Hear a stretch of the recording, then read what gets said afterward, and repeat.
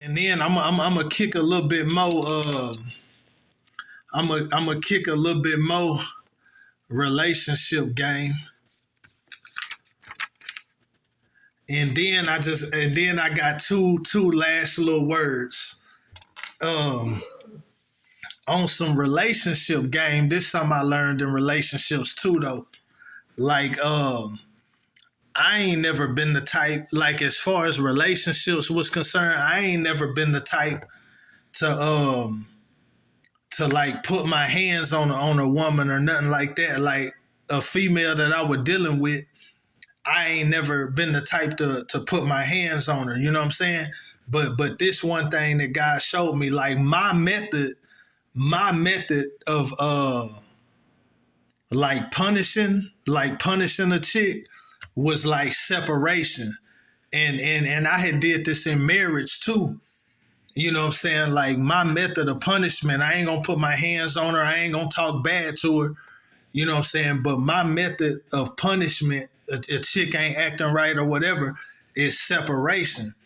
You know what I'm saying? But like you can do that when you not in a serious relationship, and you can do that when you're not married. You know what I'm saying? But if you really trying to build, you know what I'm saying, whether it's marriage or a serious relationship or whatever, you know what I'm saying?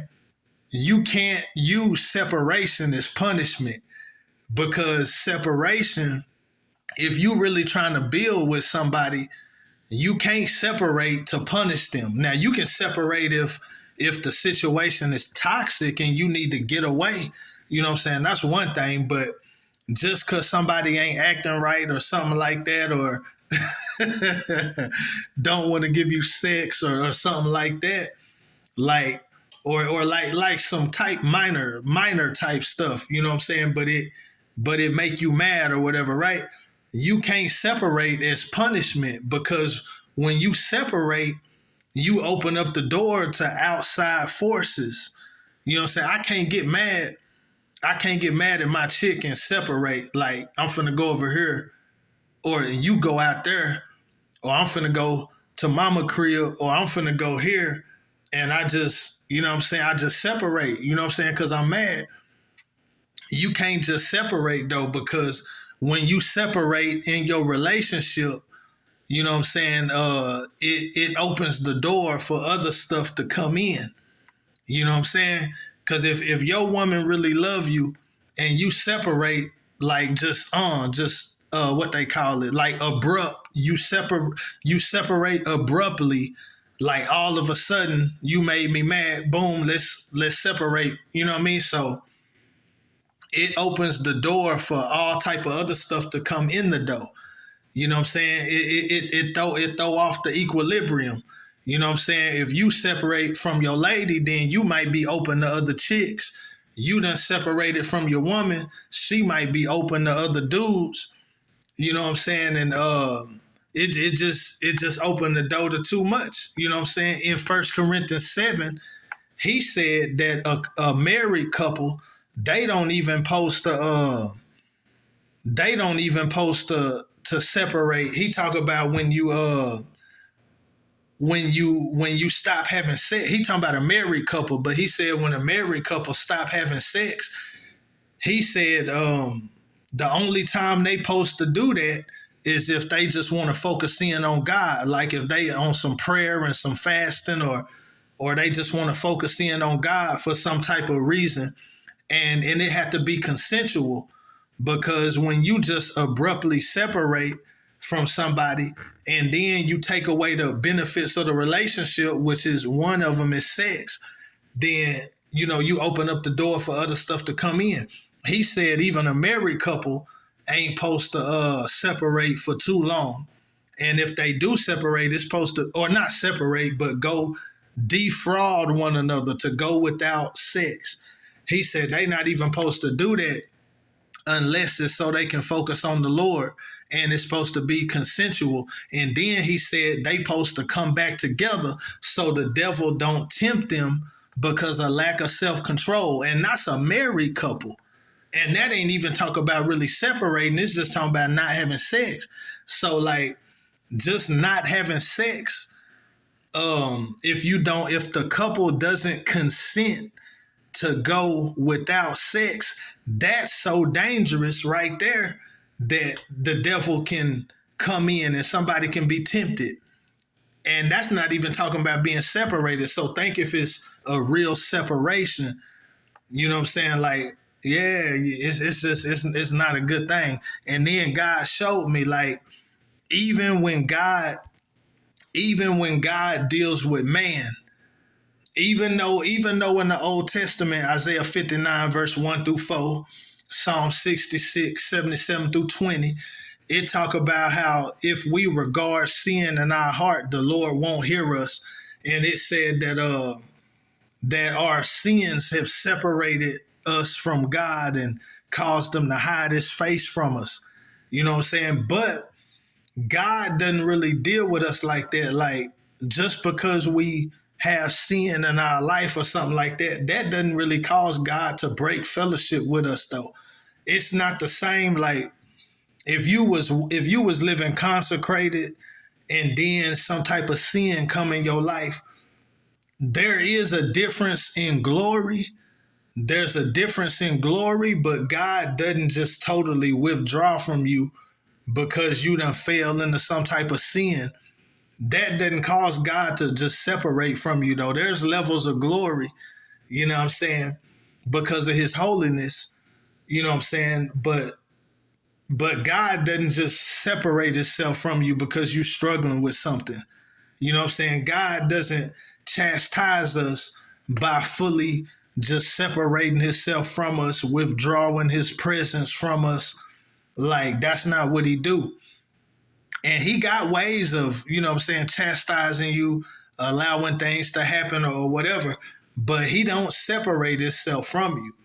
You know what I'm saying? Just like when he had to deal with the nation of Israel and they go into exile, you know what I'm saying? He chastising them, but they can still have fellowship with him. He said, if you search for me with all your heart, Jeremiah 29, then I'll be found of you. You know what I mean? So when you fall into sin or when God chastises you, he don't chastise you by separating himself from you. Even God don't deal with us like that. And what I said, God's dealing with man in chastisement. He deal with you, but he don't separate himself from you. Matter of fact, that's why it said, don't grieve the spirit.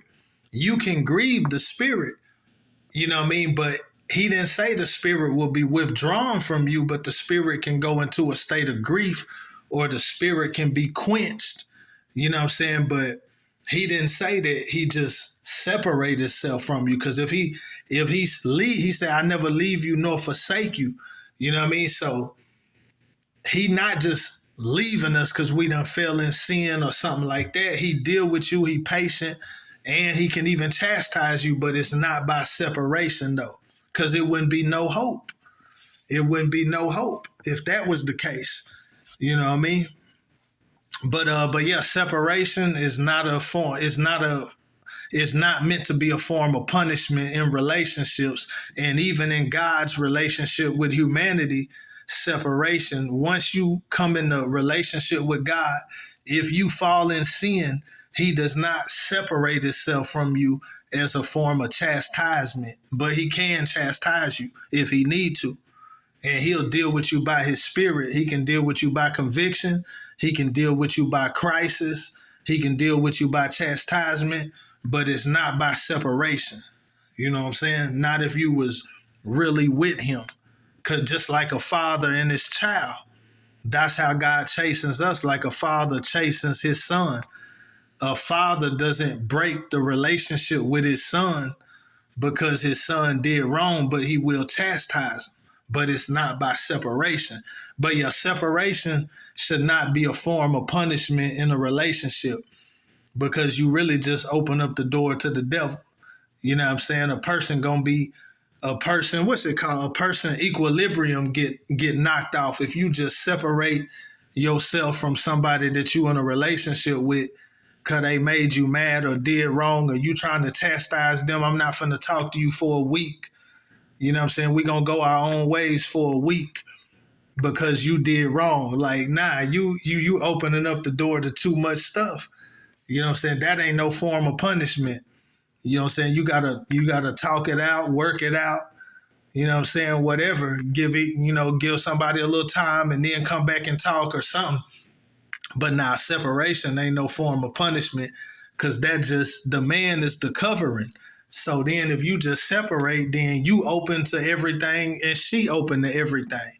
You know what I'm saying? And nah, that ain't, other things are coming, other things that's not of God can definitely easily come into the picture if you separating for no good reason. You know what I'm saying? Because even a married couple just going without sex can open up the door to be tempted, and something else come into the relationship. You know what I mean? If it's not consensual and all that. So now, separation should never be used as a form of punishment in a relationship. You know what I'm saying? Not as a form of punishment. If you need to escape or it done got dangerous or toxic, that's one thing. But just as a form of punishment, like, I'm not finna talk to you for a week. I'm not gonna talk to you. You ain't gonna see me for the next 3 days. Like, nah, that ain't no form of punishment. I've been through. I know that by experience. Cause during that separation, other things can come in. That woman messed up. You know what I'm saying? That man mess around, get tempted by somebody else. You know what I'm saying? Vice versa. It can go either way. You know what I'm saying? But it just kind of let the devil in, because you supposed to be one, and you supposed to be knit tightly, and then you separate, then it's a whole lot of room for other stuff that's not a God to come in the picture in the man's life or the woman's life or both. You know what I mean? Because everybody ain't gonna handle that well. You know what I'm saying? And that just ain't it. You know what I mean? Okay. Then I'm gonna throw this in right here. Uh, just something I learned, man. 1 Samuel chapter 16, verses 7, and then verses 12 and 13.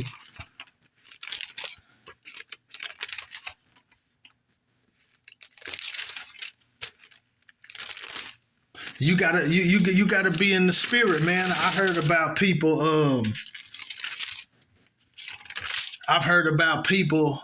Now that I think about it, though, it was mostly women. But I heard about people who, they talked to God and they gave God a list, like, this is the type of person I want or whatever, and God gave them like the exact person that was on the list. I've heard that story. Uh, but I'll say this right here too, though. I've heard this too, though. Well, now I've heard that, but I'm gonna say this: like,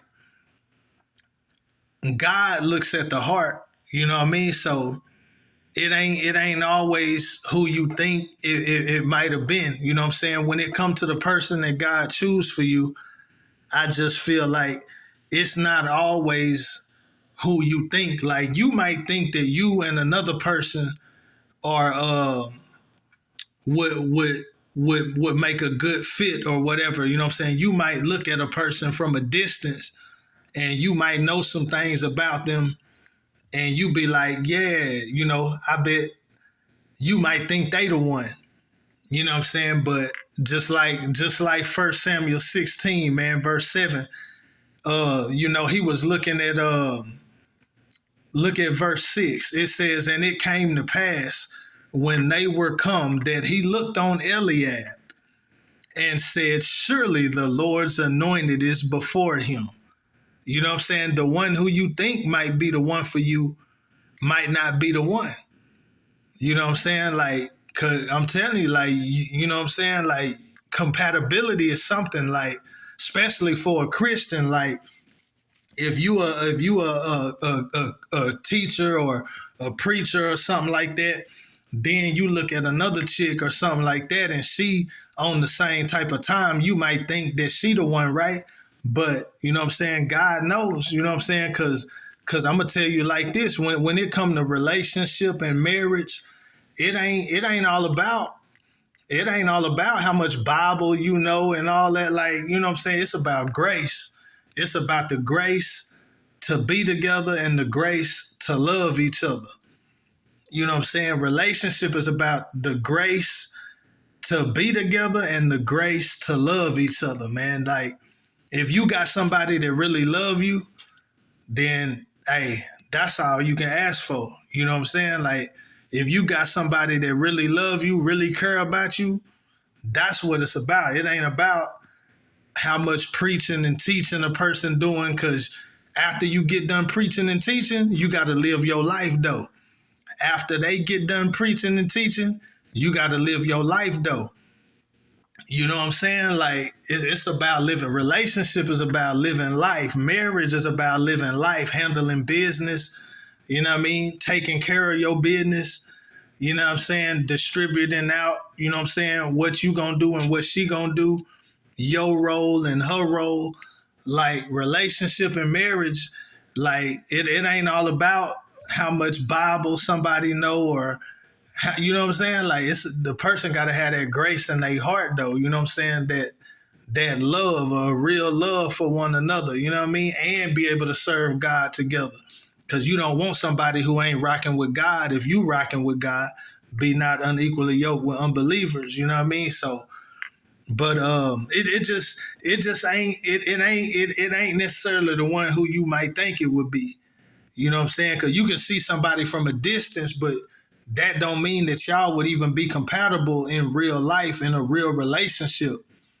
You know what I mean? Like, you gotta let God. I don't know. My advice is, hey, you gotta let God choose. You can't just look on the outward appearance. You know what I'm saying? And you can't just, I don't know, man. You gotta let God pick, man. I thank God for, you know what I'm saying, for what he did for me, because, you know what I'm saying? Yeah, I'm telling you. I'm telling you. I'm telling you. Anyway, but verse 7, but the Lord said, cause God look at the heart, man. You don't know. Sometimes you can't see a person's heart behind their behavior. Sometimes a person's behavior won't let you see their heart. Cause I'm gonna tell you this too. Like, I don't have no problem being in a relationship or being faithful or nothing. But if I'm not in a relationship, and I'm not abstinent, then, you know what I'm saying, the way I would be moving and living, you probably wouldn't think I would be the right type of person for a relationship. You know what I'm saying? Cause, you know what I'm saying, it's different types of lives you can live. You know what I'm saying? Like, I can be a player if I'm single. I could be on some player stuff, and a female might judge me like, nah, he ain't the relationship type. But really, I can do relationship. You know what I'm saying? But if that's the life I would live in, you wouldn't know that through my behavior, though. You know what I'm saying? Like, he got all these different chicks. Like, he ain't relationship type. But that's because my behavior, you can't see my heart through my behavior. You know what I'm saying? But at the same time, if I was single and I was a player, like, I ain't telling no lies though. I ain't cheating. I ain't, you know what I'm saying, making nobody think I'm monogamous. You know what I'm saying? Like, I'm just using that as an example to say that you don't always know a person's heart though. You know what I'm saying? You don't always know a person's heart through their behavior. You know what I'm saying? So, but God know, you know what I'm saying? God know a person's heart though.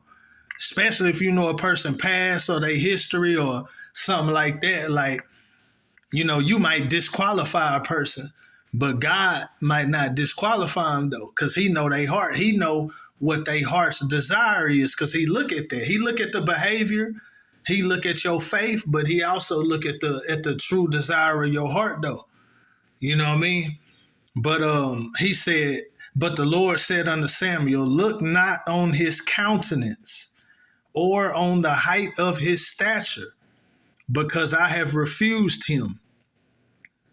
For the Lord seeth not as man seeth. For man looketh on the outward appearance, but the Lord looketh on the heart. And, you know, especially when it comes to outward appearance, you know, if a woman pretty or her shape, oh yeah, I want that one.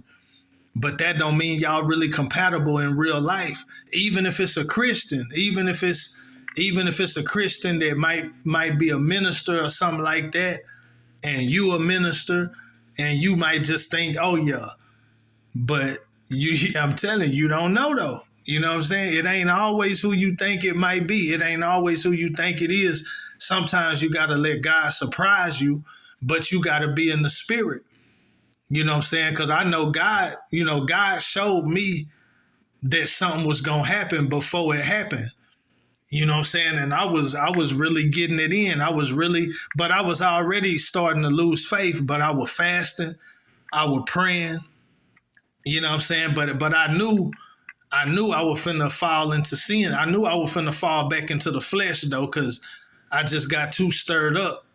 You know what I'm saying? I knew I was finna fall back. You know what I'm saying? But he showed me though, like he already had the rescue before I even needed to be rescued. You know what I'm saying? But he already, you know what I'm saying? Stuff happened for a reason though. But anyway, he already showed me something was gonna happen before it happened. You know what I'm saying? But you gotta be in relationship with God, man. That's all I can really say. Like, but it ain't always who you think it might be or who you think it is. Who you making your judgment, but it ain't always what you think it is. You know what I'm saying? The one you think it is, it might not be them.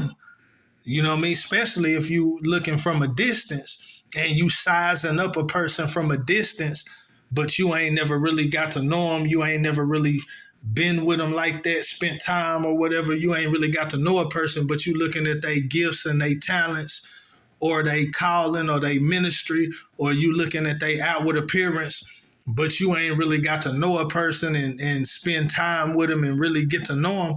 You know what I'm saying? It ain't always who you think it is. You know, you can't make that decision from a distance. God can, and he can reveal it to you. And it's all types of stories how God revealed who a person's wife was going to be or who their husband was going to be.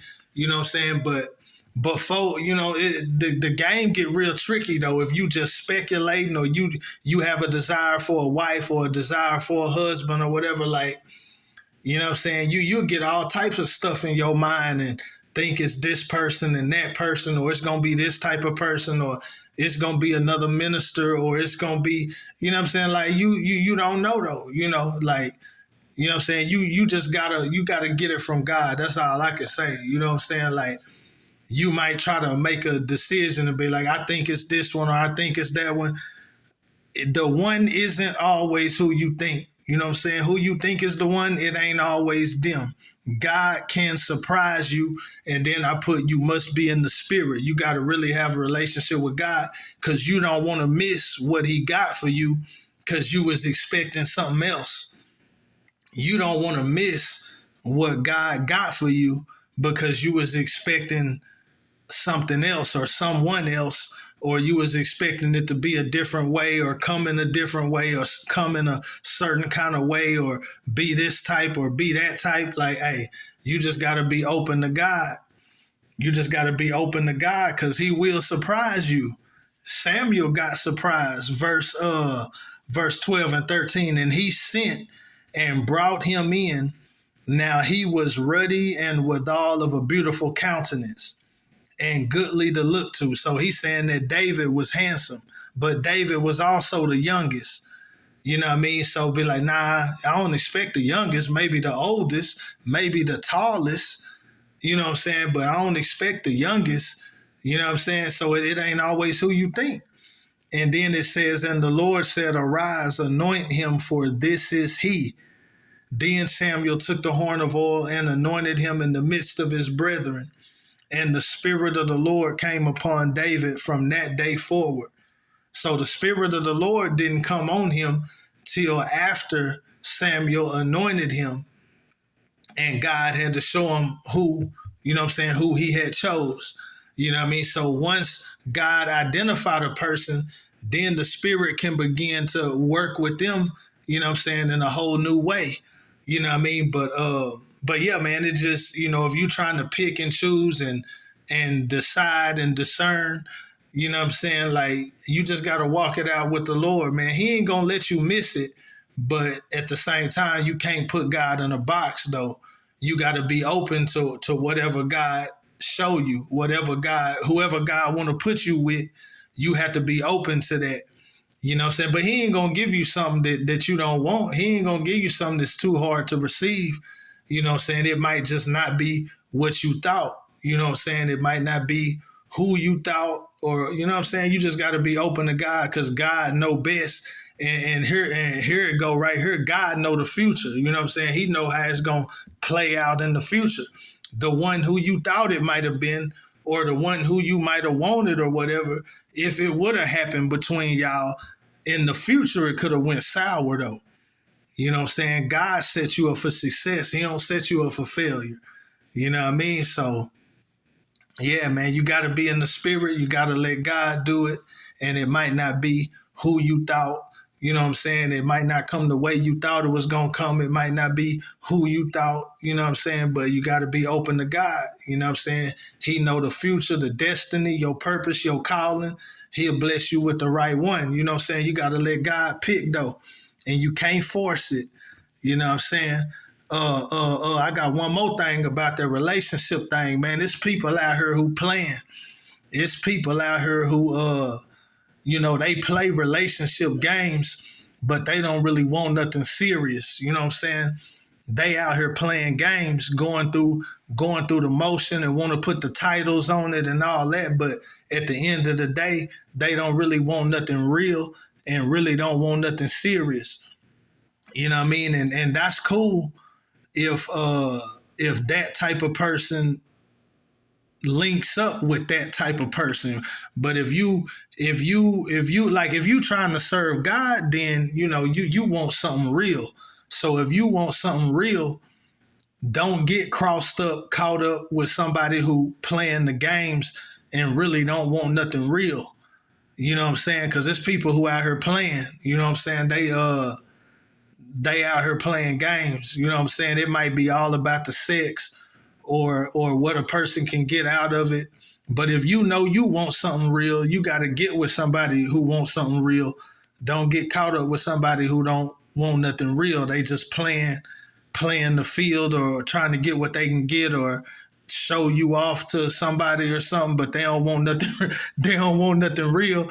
You know what I'm saying? Or they just trying to benefit from you or whatever. Like you gotta but you gotta talk that out with God too, because it's a tricky game out here, man. You know what I'm saying? Your desire can turn to desperation and you can be deceived. You know what I'm saying? It can work against you. You know what I mean? So you gotta, you gotta walk it out with God, man. Cause God can put you with the right one. You know what I'm saying? He will do. Cause he trying to help you to live for him. You know what I mean? So yeah, it's real, but yeah, it's people who out here playing. You know what I'm saying? You don't want to get caught up with that. If you know you want something real and substantial, then you don't want to get caught out here. And it go for men and women. You don't want to get caught out here with somebody who just playing games, don't really want nothing real, wasting your time. You know what I'm saying? All that wasting your energy and resources. You know what I mean? So be careful, be prayerful. You know what I mean? Um, my last little note on this video is a lot of time, man, persecution. People talk about fame, and a lot of time a person gets known. You can get known for the good that you do, you know what I mean, or your gift or your talent or the work you do, the business you do, the goods you do. You can become known for that, but another thing that plays a part in a person's fame is persecution. The people that's hating on you, the people that's always got something bad to say about you, the people who so-called don't like you, the people who want to see your downfall, the people who set traps for you, the people who try to play with you. Um, a lot of that is what adds to a person's fame too. You know what I'm saying? It ain't just the good, but it be the bad. You know what I'm saying? The people that's always trying to hate on you or whatever. A lot of people wouldn't even know you if it wasn't for the people that's always got something bad to say about you or hating on you or, you know what I'm saying, trying to set traps for you, just trying to see your downfall and actively working at it as if they can stop something. You know what I'm saying? A lot of them type of people is what add to a person's fame and, you know what I'm saying, notoriety. You know what I'm saying? But it just come with the game though, you know what I'm saying? You gotta stay focused on God, stay focused on the business at hand, stay out the way of foolishness. You know what I'm saying? You know what I'm saying? We got a lot to lose out here. You know what I'm saying? It's high stakes out here. You know what I'm saying? It's weight on us. You know what I'm saying? The weight of responsibility, you know what I'm saying? Yeah, God has entrusted us, you know what I'm saying, with responsibility. So, we got business to handle and it must be handled, you know what I'm saying? But like I said, we got God helping us, fighting for us, you know what I'm saying? But the persecution, it ain't real persecution, you know what I'm saying? But the persecution be real though. It ain't like somebody trying to kill you and all that, but you know what I'm saying? Them haters is real. The jealous is real. You know what I'm saying? The envy and the jealousy be real. The hate or dislike for no good reason, it be real. So you got to move accordingly. You know what I'm saying? You don't want to get connected with the wrong people thinking they really for you and they not. You know what I'm saying? You want to avoid all that type of stuff. You know what I'm saying? So, but yeah, the persecution, the hate, the envy, the people that's working against you, they do a lot to spread your fame and spread your name. You know what I'm saying? Just like the good that you do spreads your fame and spreads your name, and we give all glory to God. Either way it go, it is what it is. You know what I'm saying? Standing on business either way, all the way around, man. But that's just a little note.